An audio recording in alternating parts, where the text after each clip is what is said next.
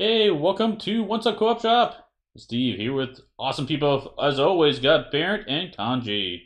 We are here to rock. We are going to. We got actually a pretty interesting topic today. I'm excited for this one. This will be really cool to hear everybody's journey through the board game Boogie, with pure boogie, imagination, boogie. right? We're just singing about pure imagination, but we're not going to sing for you guys at all. Kanji, good to see you. Thanks for joining. How are you doing today? Hello, hello, and thanks for having me again. Awesome.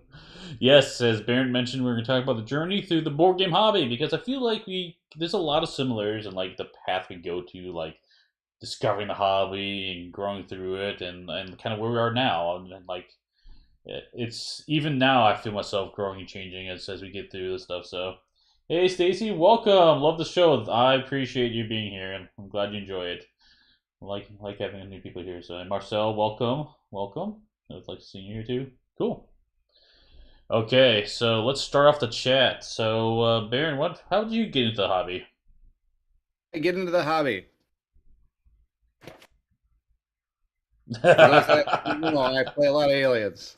No, seriously. When I was younger, I actually did play a lot of board games. My family did not. Nobody in my family really liked board games except myself, or card games or things like that. We'd play Pinochle as a family, but most of the time it was not that. Nobody was really into board games. But I was playing more of games like Dungeon, and this was my big one. And then Aliens arrived on the scene. Started playing those. Those were a lot of fun. And then I kind of moved away from the hobby after that for a while. That was my roots. My roots was playing games like Dungeon, and I also had these books that had like that you could be like was it?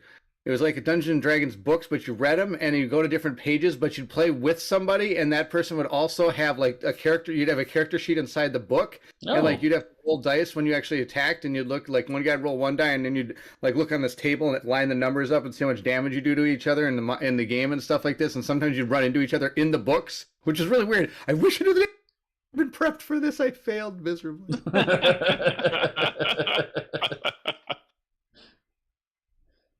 But that's my roots. So, yeah, so that's how you got into the hobby. But like, I'm curious, like, did you go through the phases of like just being overwhelmed with the hobby, and like, how did you, I sort through? See, when it comes to these kind of things, I usually I usually interpret the question wrong, and then I have to reevaluate. I think I saw my favorite one was hidden gem or like most underrated game or something, and I picked like Ether Fields, and if you were like a game that made millions of dollars, your underrated game. I just thought you meant like mechanic wise. It's not one that people normally would play. No, the journey question was right, or the answer was right. I was just curious, like, as you've grown, like, that's how you get into the next step. Like, how did you? The next step. Yeah. The next step was the world famous Kickstarter. I eventually got back into the hobby through so I went into a huge video game phase, and I also played Axis and Allies every day, for a long, long time. And eventually, as I was playing video games, eventually I kind of got to the point where we're hanging out with friends, going like, we should do something else. And so I kickstarted a game called two games. One was called that you may have heard of. It's called Myth. The other one you may have heard of. It's called Kingdom Death Monster. And the third one you may have heard of is called Arcadia Quest. I kickstarted all three of those games, and they all got delivered, and then that pretty much set me on my path. I kind of knew what the path was already. I know I didn't. A lot of people go like, "Oh, I tried these Euros, I tried these like roll and rides, I tried these like all these different things." Well, I knew the kind of games I enjoyed on the computer and video games, and just kind of translated that over to the board game world. A lot of dungeon crawlers and story-based games. I really enjoy like adventure games and dungeon crawlers, and that had a story with them. Giant campaigns, because I used to also play a lot of Dungeons and Dragons when I was young. So there's a lot of different. That was really kind of where it all came from. Cool. What about you, Kanji? How'd you get involved? In terms of board gaming as a kid, like Bairnt, my family wasn't huge gamers. We played the typical like family style games: Monopoly, Scrabble, Boggle. So, but we didn't know much about the hobby at all at that time, and then we just didn't play at all because we were sport kids, right?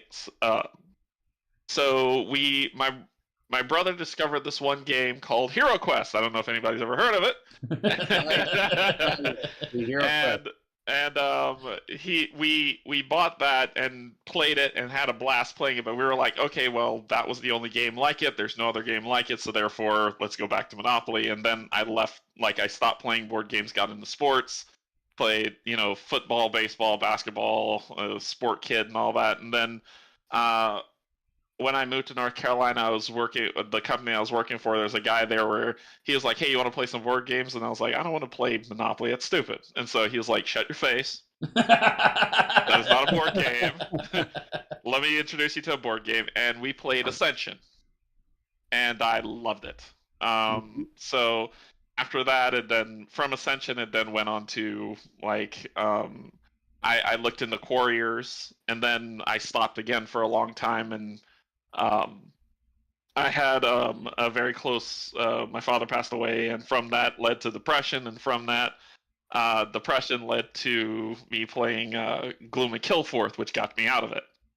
And so that was where it went from that point. From Gloom and Killforth on, I became full on into the hobby. But yeah, due to that game, it helped. I've said this 10 billion times. Everybody's already heard the story, so I won't rehash. But I'll say Hero Quest to get me to like board gaming, but then I didn't know there was more.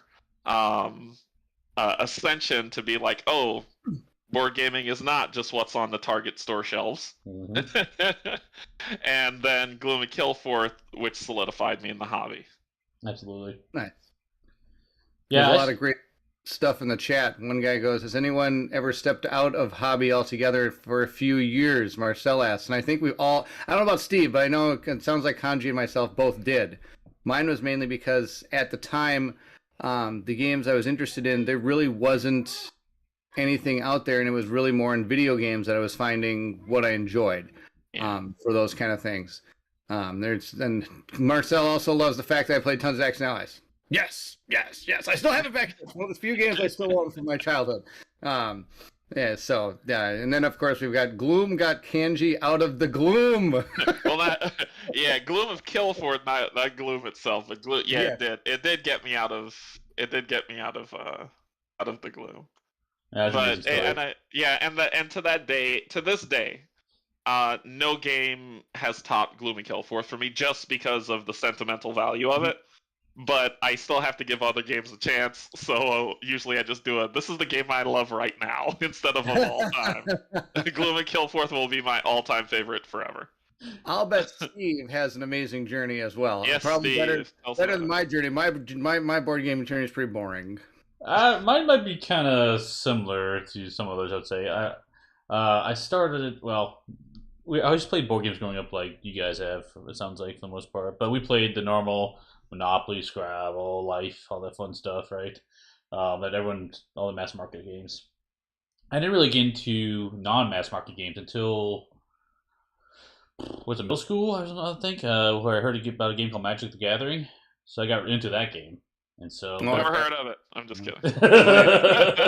Exactly. So I got into that like all through high school and everything. Went to tournaments, all the fun stuff. Enjoyed it, and I think that's part of the reason what it kind of helped me identify. Like I would go to tournaments, I would play to win, of course, but I didn't really care if I won or lost. It was the act of playing the game that I enjoyed a lot, and that kind of was a hint to me later on in life why I gravitated towards the cooperative games, right? But so I did that, and then through college I was playing Magic, and then I got into HeroClix as well, in the college time frame. But then what got me to board games specifically was all the clicks. You got it. Oh, HeroClix, got my HeroClix. Yeah, Bear and I have the same history when it comes to HeroClix, so I'd say, or similar. We were very familiar with that game, but Yep, forgot about that stuff. My HeroClix and X-Wings extravaganza. I got a whole bunch of ships back here too for X-Wing. Yep, exactly. But so I did that a bunch, and then one of my college buddies like, "Hey, you want to play a game?" I'm like, "Yeah, I love playing games." So I sat down and he introduced me to Settlers of Catan, now being known as Catan, which is I think a lot of people's gateway into the hobby. And then he introduced me to Catan, and then like Robo Rally, which I enjoyed those games. And then what really was the iceberg that pushed me over the tipping point into the hobby was I went to a game store, was just looking around. I saw this giant. Oh, I have it right here. Hold on. And I saw this bad boy. So I'm like, what the heck is this giant bullet doing on this countertop? So I got really interested in it, and I couldn't find any information on it except for Board Game Geek. And I came across that website, and that was over at that point. So I was in. I was in. So, Yeah. The tough part is when I discovered Kickstarter. yes. That's like the downfall of my board game wallet, if I even had one. I kind of didn't have a board game wallet. I just had a board game credit card. Is what I had because didn't have anything in the wallet.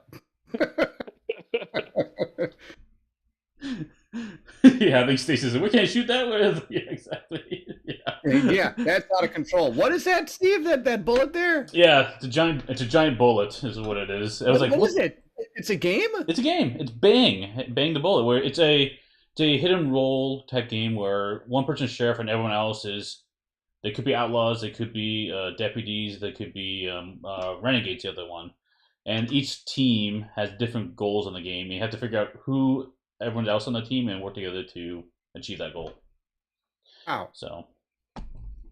Yeah, I haven't heard of that one. That looks cool. That looks very cool. Yeah, I got all the expansions at some point of that one. But yeah, it's fun. It was fun. We had a lot of fun with that type of stuff.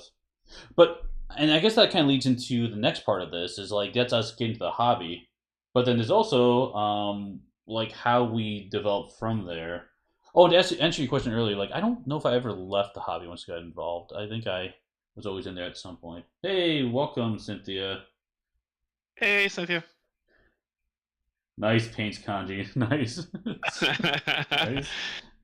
See, that's because Cynthia's husband Brian is responsible for this. Oh, nice. That's awesome. He is responsible in terms of like I'm not a mini painter. I leave that to pros like Bairnt. But then he got me into painting, and then he just had me. I just recently purchased more paint, so. That's awesome. Yeah. Nice. Did you get the speed paints? Yes, I have the speed paint. Yes, you do. Paints. Yeah, podcast speed. That's the way to go. That's why you can get this thing done in like 15 minutes. Just boom, put the paint on and you're done. That's the deal. Same with this guy. I got this done. 15 minutes. Well, done. Paint done. Okay. That's the deal. That's awesome. Yes. Yeah. You never left the hobby, huh, Steve? You were gaming the whole time. I think so. At various levels, I would say. But yeah, I was in it. I think that's what kind of what I want to talk a little bit more about is when I was getting into the hobby, I really didn't know what I liked. I kind of was like bouncing all over the place. Like, ooh, I want to buy this game. I want to buy that game. I want to try this game.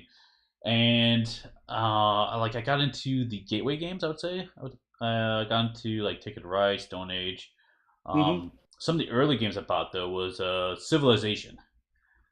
This was the Fantasy Flight version of it because I was at the time a huge Civ video game player. I still love that game. I don't play very often anymore because it's addicting. So just one more turn, come on. But that got me into it, and then one of the other ones. Speaking of a lot of sentimental value, talking about Kanji's Gloom of Killforth. Mine was Defenders of the Realm. So this is a kind of like a fantasy pandemic. It is a massive board, big. It's a really long game. Honestly, it takes a long time to play.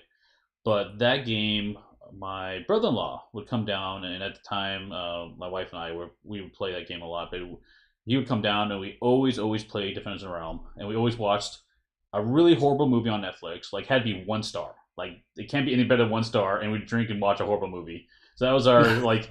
Our trend, play Defenders of the Realm and watch a horror movie. So I have a lot of sentimental value for Defenders. That's pretty awesome. I don't have much sentimental value for games except for the fact that I've owned Aliens forever. It's about the only sentimental thing I've got.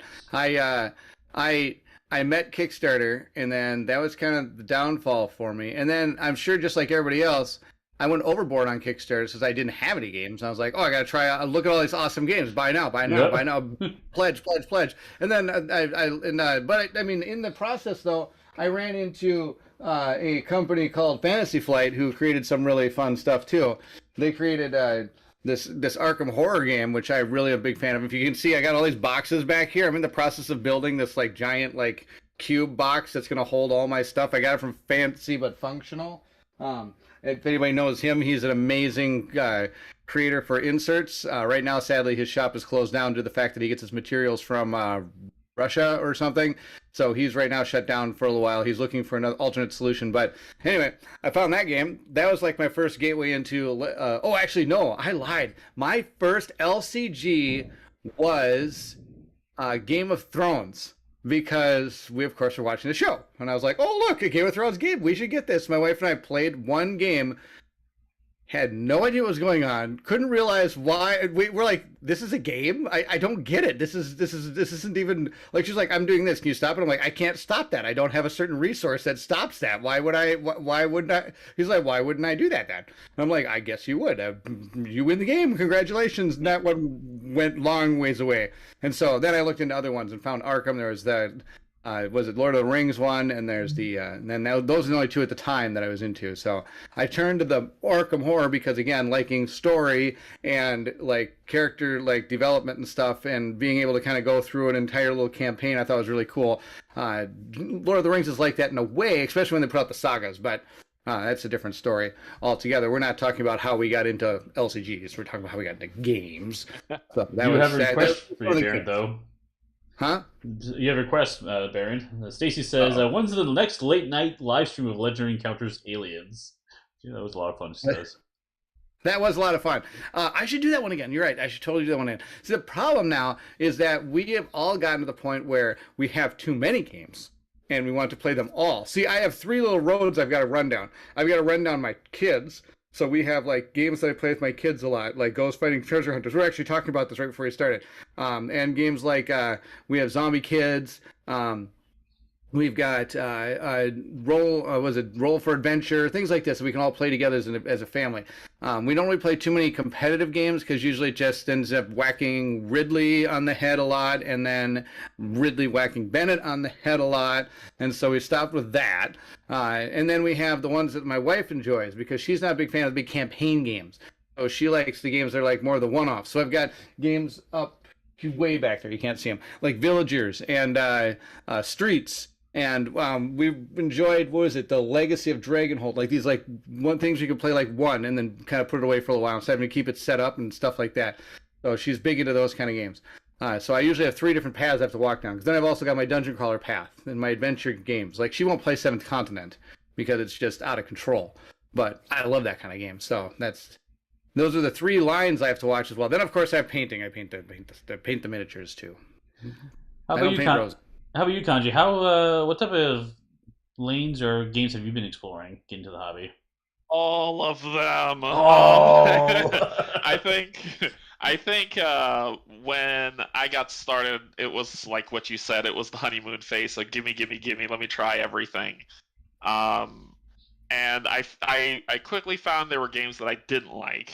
And there were games that I really, really did like. And like Bairnt, I got pulled into the Arkham horror world, and I loved the story that went along with it. And then I loved games like I played Dice Throne, the first Dice Throne, and I love that. Even I like rolling dice, even though they don't like me. I got into games like Folklore, and that's where I found that I liked the sandbox, the open world stuff. And then I played Descent Second Edition, and I found that I loved dungeon crawls. But as time goes on, I continually refine. Like, I'm still refining. I don't back as much as I used to. Surprise, surprise for people who know how much I back on Kickstarter. And I've culled a lot of the collection, to where now I'm down to. I like sandbox open world games. Yes. I still like dungeon crawls, but with specific themes like Nemesis. I love Nemesis. Nemesis is fantastic. Hexplore is my jam. Dice Throne is still on my shelf. I'm just looking behind me to see what all's still there. I have a special... Fantasy Flight Games seems to be the company that makes the games consistently that I like. I can't play Game of Thrones because it's a 2-player game, so that's out. But I got sucked into Lord of the Rings, I got sucked into Marvel Champions, so almost at Legacy of Dragonhold, which Bairnt said as well. So basically, Fantasy Flight is the company that makes the games consistently that I like the most. For Come On, I just grabbed Zombicide Black Plague and never looked back. So that's been kind of my thing. And I don't know. I've been into a lot of the indie devs. I mean, like Greg Favaro made Spire's End, which Spire's End is a really great game. Very small box, portable, quick to play, lots of fun. So it's been good. But that's kind of where I'm slowly refining myself tighter on the dungeon crawl aspect, but the sandbox style gameplay I seem to really enjoy. Legends of Novus I like. Even though that game could use a little bit more work, it's still a fun game for me. Explore It, Zerehia, all these sandbox style games seems to be around what I enjoy the most. I'm hearing Canje is like fine wine now. He is Asian. No, Like, no, I'm a good Moscato right now. I'm not, and I'm talking about box wine Moscato. I have not called much. I don't call much at all yet because I still have room. That's one of my problems. I still have room. My wife may argue that I don't have any room, but I have some room still. And like talking again, like on the roads I walk. Another big road I walk is the detective games. We play almost every type of. We love detective. We love City of Angels. We love all these different detective games because again, one of my groups loves to try to do these. We also get these like one-shot detective games you can buy like at Target and stuff like this. I forget what they're called, which we enjoy. We even play that with my in-laws sometimes. So that's like a really big one for us is detective and solving games. That's another real big one. You get like all the pieces and you got to figure out the puzzle. It's another big genre for us. Yeah. What about you, Steve? Yeah, I guess similar to the Fantasy Flight comment, I think that's the one company when I was getting into the hobby I followed a lot because I loved a lot of the content. I still like the content, but I don't follow all of it as much anymore. I kind of branched out from there. I really enjoy finding the smaller publishers and stuff because I feel like there's a lot of hidden gems out there that are really fun to discover. So I get a lot of excitement around that type of thing. Ooh, I don't really know what they do. Look at this. They have one or maybe two games. I want to check this out. But I think the main thing is I was playing some competitive games and it's fun. I enjoy competitive games. That's fine. But the big thing was talking with my wife. I could get her to play any co-op game. Because a co-op game, we're on the same side, she would absolutely play it no matter what. And so that was like, oh, well, makes sense. Let me buy co-op games so I know it will get played for sure. And so that drove me down that path. And then actually, I got into a little bit of solo gaming as well from that standpoint. Where it's like, oh yeah, this is fun solo game stuff like that. But now I kind of pulled away from solo games. Not that I don't like playing games solo, but my biggest thing is if I have a game that I think is really fantastic solo, and there's a lot of really good solo games out there, I want to share that with someone, and I can't do that other than here's the game, and I want to sit down at a table and share the experience with them, and I can't do that, and so I've got good enough solo selection where I'm not looking for solo exclusive, but now I'm looking for co-op games because I like to say I love co-op games, but co-op games I play solo, like nope, I'm there, I'm good. So that way can get the best of both worlds from my perspective is what I aim towards. But yeah, as for themes and stuff, yeah, definitely dungeon crawls. I enjoy those quite a bit. My only issue is they're huge and big and unwieldy sometimes. So I kind of like to have more of the standalone stuff. And then I also got into the trend of like aiming for complex games. Like, oh, I want more stuff, more stuff. And don't get me wrong, I have like almost all of Marvel Legendary, which is like over hundreds of heroes to pick from, and games like that. But I'm kind of like changing my tune a little bit, I would say, from the complexity games, and now I'm finding a lot of pleasure into games that aren't complex for complexity's sake, but like are more self-contained and easy to get into, so I can get to that decision point quicker. Like I'd rather have an easy entry into the meat of the game, the decisions, than having to go through all this giant setup and complexity rules stuff like that to get to those decisions. So I've kind of like made this big swing from competitive to co-op to a little bit solo now. And I'm aiming on co-op, and I'm getting to like big complex games, and now I'm swinging back to like more of the cleaner approach games. Okay. And I think that's kind of almost gaming, and a lot of times gaming in general, outside of Kickstarter, kind of did a whole swing like that as well. Yeah. It was almost like, let's see how complex we can make this game, and that's kind of backing off to be like more mechanics that are refined that people all have seen, potentially may have seen in the past, but have like something new to it, kind of thing. I think is what a lot of games seems to be. More of the mainstream games, like if you look at a lot of the Roethlisberger games, they have this kind of the tendency of the same type of feel to it, but keep it really simple and easy to understand, and but still be fun and have like something about each one being a little bit different enough to be enjoyable. I also wondering why Kanji's not in Minnesota right now for the Marvel Champions convention that is going on. If he is a fan of the Marvel Champions, he could have came. I was at Fantasy Flight all day yesterday from 10 a.m. to 11 p.m. Oh no! Playing So fun. Lord of the So Rings. fun. Lord of the Rings. Yep, not playing Marvel Champions. We're playing Lord of the Rings: Journeys to Middle Earth. Colin and I just sat back there at a table all day long. We're playing. Jealousy is real. It was good stuff. We played one game of Lord of the Rings, the collectible card or the LCG, but we all were playing Journeys to Middle Earth. I think we made it through 8 missions in one night, which was pretty awesome. It's pretty cool. And that's with Colin, correct? Correct. Colin and I were doing that. Colin from onestopcoopshop. So yeah, Terrence is there as well. Terrence and Peter's flying in tonight. Terrence is kind of helping run the con, and then Steve's coming, or Peter's coming to enjoy the con. So I don't know why Kanji's not here enjoying the con as well. Because my wallet says no. See, you should have not bought those 3 Kickstarters. Or at this point, that one Kickstarter game because it took your wallet away. That's right.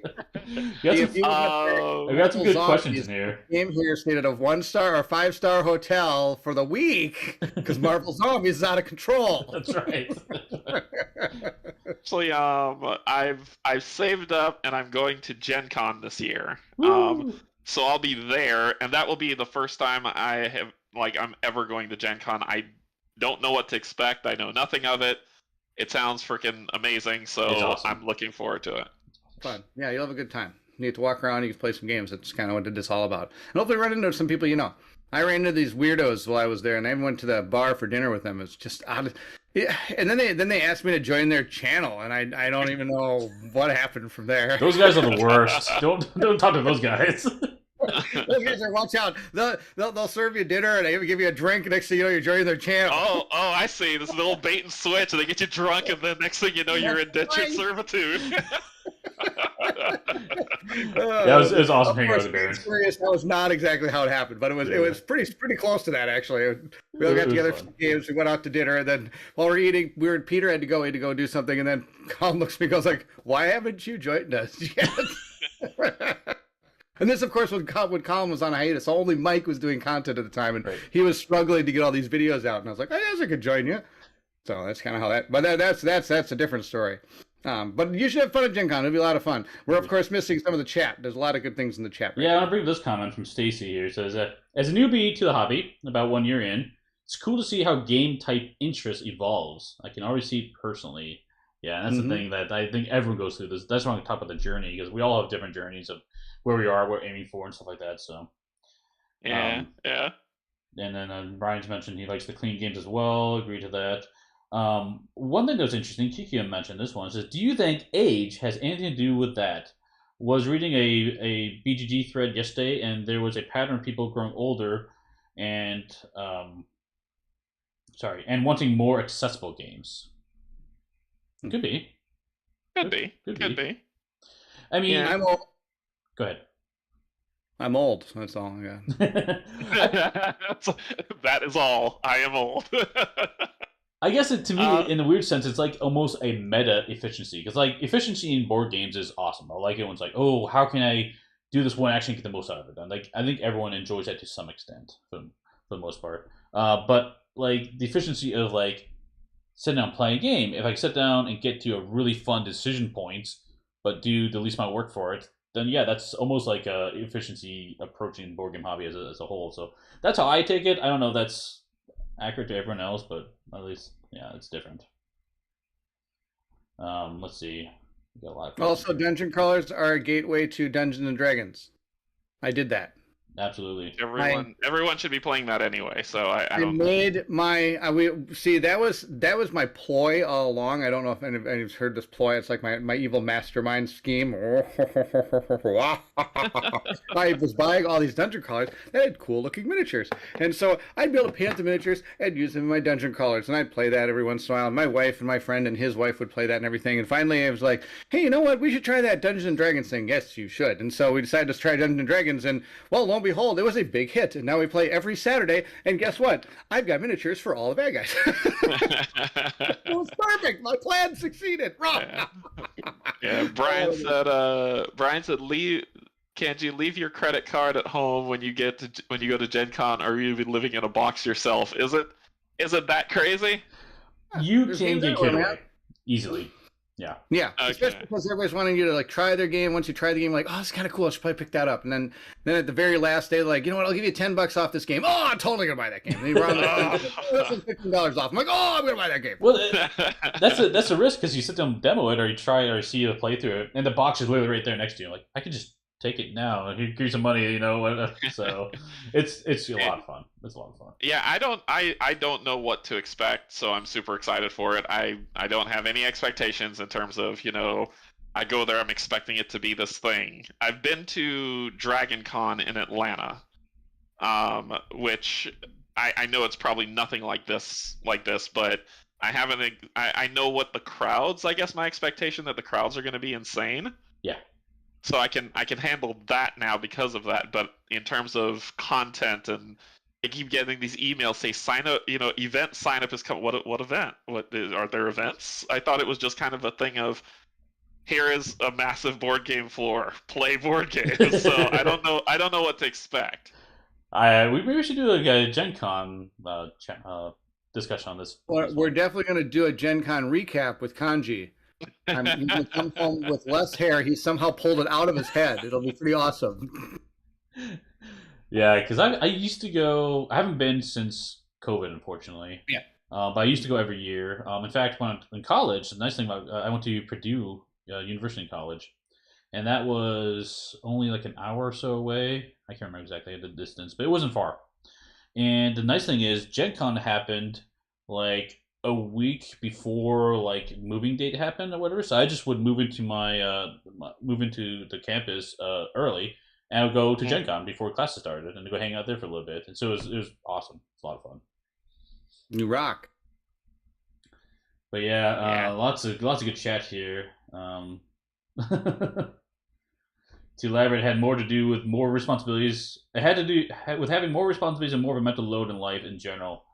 Yeah, I think that has to do with the cleaner approach, like, because we have just so much going on in our lives now, and like, don't get me wrong, I like the churn, I like the challenge of running through those complex scenarios in my head, but I want the complexity to come from the decisions of the game and not necessarily manipulation of the game itself. That's what I get down to it. But yeah. Cool. I know you got a hard Hoosier, stop, yes. so I want to make sure that we get through that stuff. Okay. Yeah, I know we're gonna have to end here pretty soon because I do have a T-ball appointment. As I've been, it's now the phrase. Hey, well, Steve, that's awesome. I'm so excited for you. Baseball's after that. You'll be able to play baseball soon. Yeah. He's my son's having fun with Well, I it. meant you. I was joking. Oh, me? Yes. Don't worry. Yeah, it worked. I was the best pitcher in our T-ball league, so we're good. You put it over the plate every time, huh? That's right. Just put on the ball. Okay. No, it's fun. It's fun. I actually did used to coach baseball, so I played a lot growing up. So I'm excited to see if my son picks up or not. If he doesn't, that's fine. But if he does, we'll have some fun. I was a soccer player, and my kids both played soccer. I coached them both times, and then we both stopped. It wasn't because I was a horrible coach or because I beat my kids because they were terrible at the sport. No, they just didn't have the drive to play the game. Yeah, that's fair. So we moved on to something else. That's fair. Yeah. Any other comments you have? Closing comments you have on this, Canje? No. I think as long as you keep searching for, you as the, I guess, board game person coming into the hobby, just keep searching and find what's fun for you. I, And yeah. yeah. I don't think Yeah. there's like a right way to go about it, honestly. There's no right way. Just as long as you keep Yeah. hold of your game that you will always remember and love for the rest of your life. That is, everybody has one. Kanji's is Gloom, mine's Aliens. Steve's has got his Defenders of the Realm. We all have our game that no matter how many games you put on your list of top tens and things like that, there's always a game that people go, really? And you're like, yep, because there's a great story behind it. And that's what board Exactly. games are all about, is being able to find that great story that not only you've experienced, but other people may have experienced with you that you can always bring up. And you always have these fantastic moments that happen in games. And I honestly find those more in board games than I have found more in video games and other things, because I don't feel they're as personable as these type of games. Of course, I do remember some great MMO experiences I've had, because that's about as close as I've ever been able to get to a board game experience in a video game world. So it's there's a lot out there. There's a lot of different games, but as long as you're having fun and you're having fun with the people you're doing it with, you'll always have these memories, and it's gonna be fantastic. Absolutely. Yeah. Absolutely. And don't get tied up on the one thing that I've had to learn is don't get tied up on being a rules lawyer on things. Yes, you want to get the rules right, but if you mess up, it's okay. It's all right. Yep. All right. And that really shines co-ops, because in co-ops you're like, is that how that works? I'm not really sure. We'll figure that out. I'll look into it a little bit later, but let's go with it. Go with it, because we're all the same team, really. So it's like, it's not like, oh, that would have made me win or lose, like as my person versus your person. So Right. that's like one of the glories of co-op games. You're not exactly sure of a rule at the time, just kind of go with it, and then just figure it out in the end. Absolutely. Yeah. Have fun. And that's the deal. Yeah. Agreed. Cool. Excellent. Well, thanks guys for chatting with me. What's coming up on your channel, Bairnt? Or not? I have no idea. Apparently, I might be playing Alien Legendary. We'll see about that. I don't know what's. Here's the deal. So right now, Marvel Champions, the convention is going on in Fantasy Flight right now. Peter's flying in. Terrence is here. I'm not actually even going to be doing anything, even thinking about the channel, till probably Tuesday, because we're going to be doing some games and stuff when this con's over and on and stuff like this. So come Monday is when I'm actually going to jump back into this. We'll see what's going on. Maybe I'll get some Bard Song done this week. Maybe I'll do a live thing. I even wrote like a note on my channel, said like, just a heads up, we'll be out for a week, guys. I have no idea what's going on. Oh yeah, I got no idea. Ask me next Saturday. Sounds good. What about you, Canje? Let's see. What's tomorrow? Tomorrow's Sunday. This is where I am in the week. Tomorrow I'll be playing Woods, the print and play roll and write game. It's by an indie dev. It's a free game that's on there. I played it before. I'm going to be playing it again as part of the month of roll and write and print and play. Then Tuesday I'm going to be getting back into Zerehwia, playing the Heart of Strabog 4-part campaign. Because the Kickstarter is going on now, but I think the game's amazing. And then probably, if YouTube doesn't stress me out again, I'll be playing Pandemic Legacy Season 1 moving into the next month, and hopefully I won't die, and then rinse and repeat, so it'll be fun. Nice. But more stuff coming up. I'm painting Bard Song right now so that I can get it to the table, so I'll be having a video coming up as soon as I get the introductory characters painted so that I can at least start playing and learning the game. And I got a new box that came in today that is right behind me, and I think it's Burn Cycle. I haven't opened it up yet. Probably.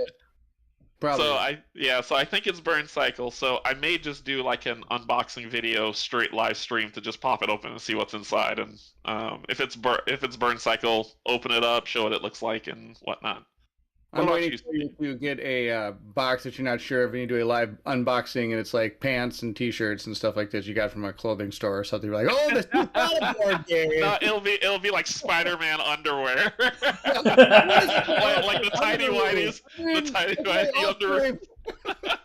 It's like, all right, we're gonna open up this game. Oh my gosh, Spider-Man underwear I ordered. What about you, Steve? What do you got going? Yeah, I think so. Tomorrow, I'm going to start diving into a preview to learn the game of Drop Bears. So that is coming out to Kickstarter, I think, in June. Drop Bears. Drop Bears. Yeah, one of my patrons posted the link to the upcoming. I've never heard of it, and I'm super curious. What can you tell us about it? Go bear fans and drop them on their table. So Drop Bears is I guess a folklore tale over in Australia. It's equivalent to the Snipes. You know, here Snipe in the United States. You know. No, I don't know this. You don't know Snipe either? I know it's the one where I take out my sniper rifle and I snipe. Yeah, are you like sniper stop sniping, or is that swiper? Have you seen Up? Yes. Okay. Nope. That's oh gosh, okay, Bairnt. I'll catch up with you later. Then. So in so Up, like, damn it, Bairnt. in Up, the old man is talking to the scout. And he's like, "Oh yeah, I've got this snipe problem, and there's a small bird, and it's hard to find.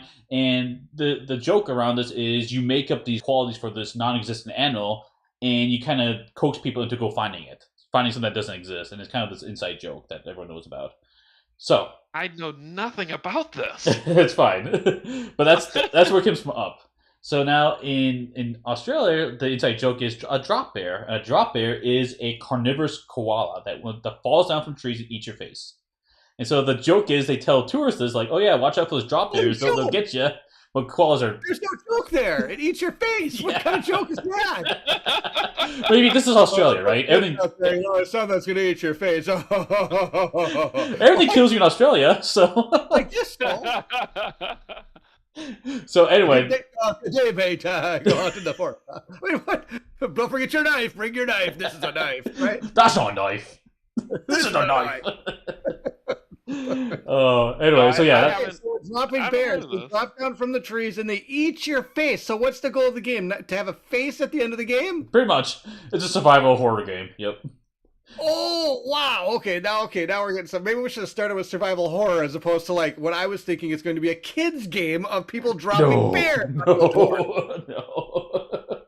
So anyway. So you're doing a playthrough of it? I'm not doing a playthrough. I'm going to check it out this weekend. So I got ramp up on that. I am for the channel though. Monday I'm doing a playthrough of Phoenix 5, which is a campaign in Marvel United. And it's a campaign designed for you to lose. You're not supposed to be able to win it. And so it's basically one. What's that? I've heard of this one. Yeah. I've heard of this one. To see how long we can last in that one. So we'll be doing that on the channel Monday. Wednesday we're doing Hacktivity, which is a preview. I've already got a playthrough on the main One Stop Co-op channel. We'll be doing Scenario 2 live on the channel Wednesday. And then I want to try to get in a review of Paint the Roses as well next week. I haven't decided exactly where that's going to fall. But yeah. Okay. Cool. I'm curious. When they drop that, I'm curious of this drop bear thing though. When they drop bears, let me drop in. Sounds good. Well, the nice thing is, Canje might be visiting next weekend, so you can play it. Yeah. I'm going to be trying to make it out over to Steve's to play some board games over there. And he's gonna teach me some. He's gonna teach me some new stuff. Let's do it. Let's have some fun. Cool. Okay, guys. Well, it's been fun. Thanks everyone for watching. Bears. Drop like bears. Drop. Just bear. Drop. Bears are gonna be like, what is this drop bears the whole day? I just know it. Bringing a bear next time. I'm dropping it. Exactly. All right. Okay. I know you gotta get out of here, Steve. All right. Thank you so much, everybody. Yep. Have a good one. Thank you. Bye. See you guys at the next stop. Bye bye.